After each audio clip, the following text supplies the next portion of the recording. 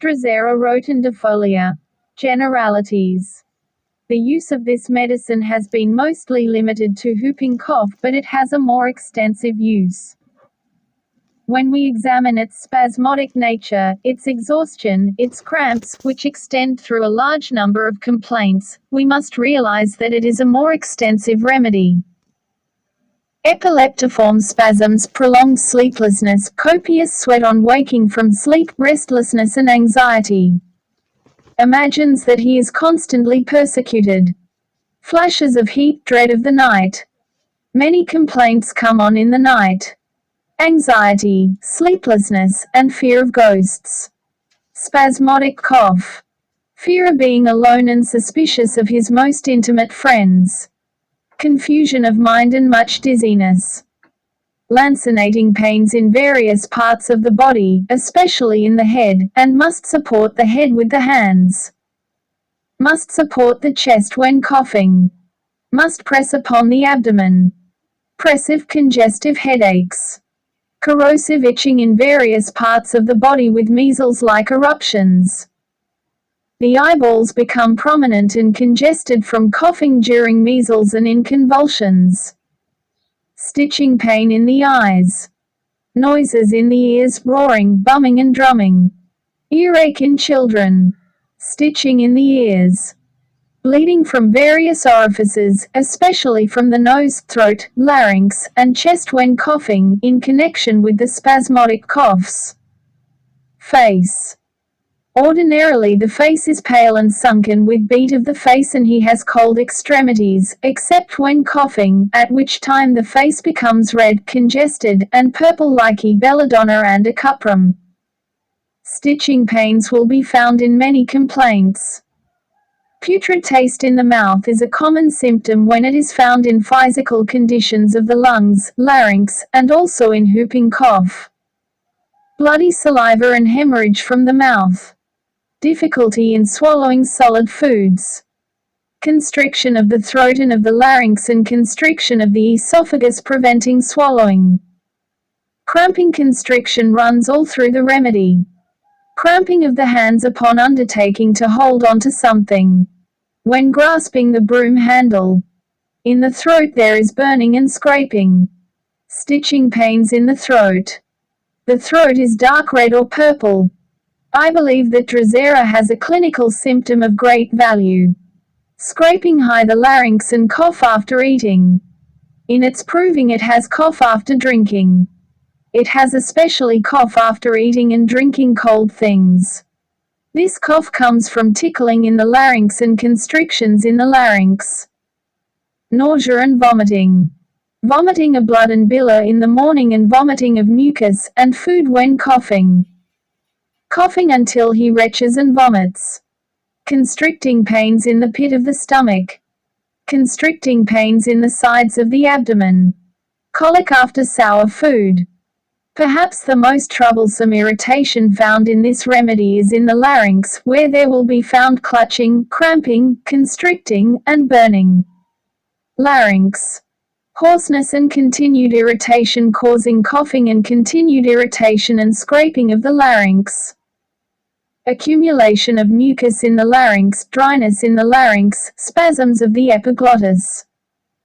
Violent spasmodic cough from tickling in the larynx. Violent tickling in the larynx brings on cough, rousing him from sleep, coming on every few hours with increasing intensity, making the remedy resemble whooping cough, in which it has been very useful. Sensation in the larynx like a feather. Spasms of the larynx. Spasms of the extremities when coughing. The cough is brought on from tickling, from accumulation of mucus in the larynx. These conditions are found in phthisis of the larynx, in whooping cough, in laryngitis, and in catarrh of the larynx. Spasmodic difficulties of the chest and larynx cause difficult breathing and suffocation. Sensation as of something in the chest preventing breathing when talking or coughing. Difficult breathing and cough coming after midnight. Difficult breathing especially on waking. Not able to utter a sound. Difficult breathing and suffocating sensation. The face becomes purple from spasms in the larynx. Compression of the chest. These attacks of suffocation come on with the cough or come upon lying down. Asthmatic breathing from talking and constriction in the larynx. Deep sounding, hoarse cough, rough scraping cough, loud whooping cough, spasmodic whooping cough. Violent constriction of the chest and muscles of the throat and larynx with whooping cough. Whooping cough coming in paroxysms of 2 or 3 hours but violently worse after lying down at night and toward 3 o'clock in the morning. Most tormenting tickling in the larynx urging to cough. Paroxysmal dry cough from tickling in the larynx. Spasmodic cough, sympathetic cough from spinal irritation. Violent spasmodic cough in young girls going into consumption. Cough with expectoration of bright red or black clotted blood. Bloody expectoration. Cough.